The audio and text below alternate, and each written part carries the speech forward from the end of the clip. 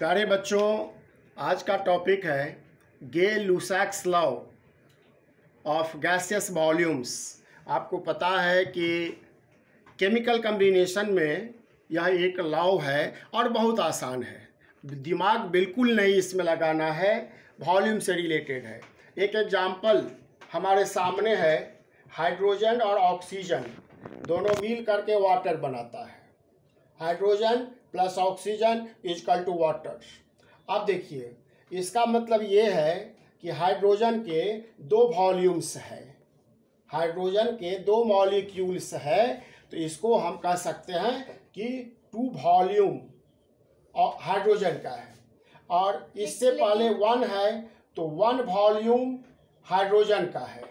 और इसी तरह वाटर का कितना वॉल्यूम होगा, बोलो? दो वॉल्यूम। टू वॉल्यूम वाटर का होगा। लेकिन वो वॉल्यूम को हम लोग मोल भी बोल सकते हैं ना, कि उतना मोल है, 2 मोल है या 1 मोल है। हाँ, बोल सकते हैं। लेकिन अभी हम लोग चूंकि गैसियस वॉल्यूम से रिलेटेड है तो हम वॉल्यूम पर बात करेंगे। वैसे 2 मोल ऑफ हाइड्रोजन भी बोला जा सकता है, 2 मॉलिक्यूल्स ऑफ हाइड्रोजन गैस भी बोला जा सकता है, लेकिन यहाँ पर हम लोग वॉल्यूम लेते हैं। बहुत क्लियर है कि इस केमिकल रिएक्शन में जो गैसेस पार्टिसिपेट कर रहे हैं और जो बन रहा है प्रोडक्ट, ये लिक्विड फॉर्म में, ये गैसेस फॉर्म में यदि वाटर बने तो तीनों का जो वॉल्यूम है 2:1:2 के रेशियो में है। यानी लुसाक ने कहा कि जब गैसेस आपस में रिएक्शन करते हैं, when gases combine and each or are produced, जो बना, इस तीनों का एक सिंपल रेशियो होता है। बहुत आसान। रिएक्टेंट्स, वो सिंपल रिएक्टेंट गैसेस और प्रोडक्ट गैसेस, इस तीनों के वॉल्यूम का एक फिक्स्ड रेशियो होता है। जैसे यहाँ पर हाइड्रोजन, मान लीजिए कि एक डिब्बा है, इतना बड़ा डिब्बा है, इस डिब्बा में हाइड्रोजन भरा हुआ है और इसके आधा डिब्बा में ऑक्सीजन भरा हुआ है। फिर जब ये दोनों रिएक्शन करेंगे तो पहले वाला जो डिब्बा था उसके बराबर ये वेपर जो बनेगा वाटर का, उसका वॉल्यूम होगा, क्योंकि हाइड्रोजन का वॉल्यूम और वाटर का वॉल्यूम सेम होना है।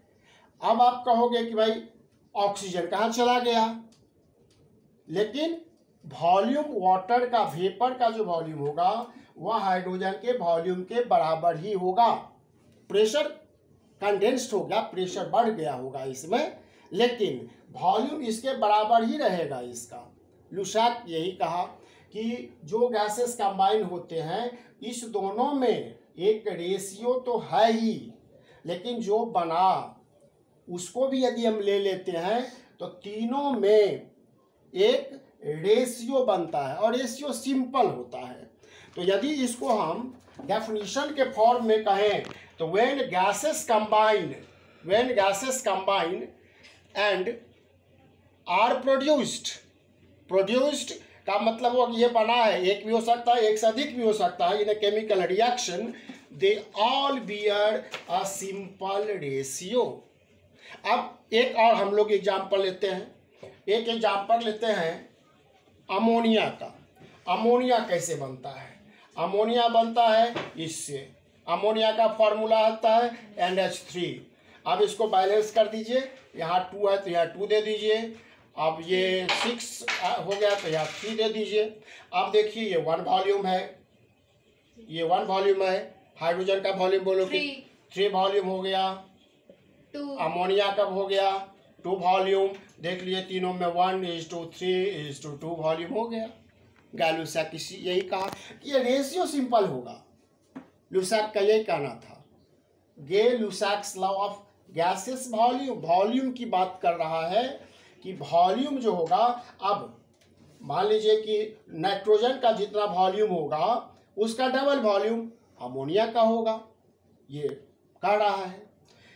जब इसका वॉल्यूम, इसका 3 गुना वॉल्यूम इसका होगा। अब ये कहेंगे कि नाइट्रोजन का जब इसका वॉल्यूम इससे 3 गुना है तो ये वॉल्यूम 2 गुना कैसे रह गया? ये अलग मैटर है, क्योंकि गैस का जो है वह कंप्रेशन होगा यहाँ पर। वॉल्यूम लेकिन अमोनिया का जो होगा वह नाइट्रोजन का डबल होगा। गे-लुसाक लॉ यही है। यदि हम डेफिनेशन के फॉर्म में जाए तो व्हेन गैसेस कंबाइन और are produced in a chemical reaction, they all bear a simple ratio by volume।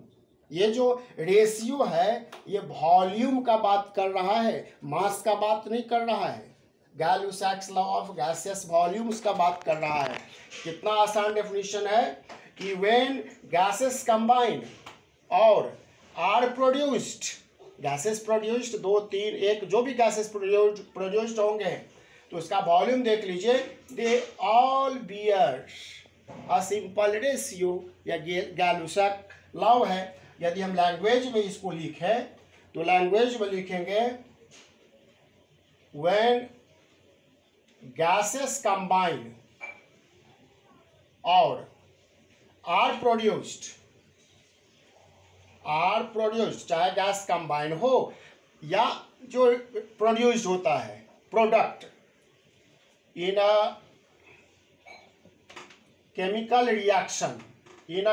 Reaction, comma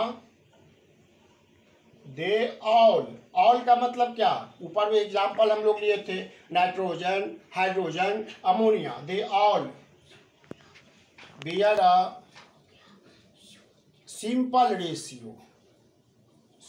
ratio by volume. Gay Lussac law यही है। Very easy. एक एग्जाम्पल हम लोग लेते हैं और ज़्यादा समझ में आएगा कि मान लीजिए कि एक न्यूमेरिकल लेते हैं।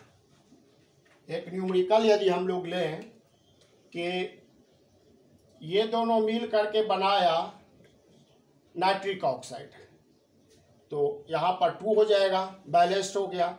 अब यदि हमको नाइट्रिक ऑक्साइड का 250 ml चाहिए, नाइट्रिक ऑक्साइड हमको 250 ml तैयार करना है, तो क्वेश्चन पूछा जाएगा हम कितना ऑक्सीजन लेंगे और कितना नाइट्रोजन लेंगे। बहुत आसान है। इसका गे-लुसाक लॉ क्या कहता है कि 1:1:2 का रेशियो होता है। 1 भाग नाइट्रोजन 1 भाग ऑक्सीजन, तो 2 भाग नाइट्रोजन नाइट्रिक ऑक्साइड बनेगा। तो जब ये 2 होगा तो ये 1 होगा, ये 1 होगा। तो 250 ml यदि नाइट्रिक ऑक्साइड हमको चाहिए तो नाइट्रोजन कितना चाहिए? 125 ml। बस। ऑक्सीजन कितना चाहिए? 125 ml। ये न्यूमेरिकल है, कई बार आ चुका है। Thank you.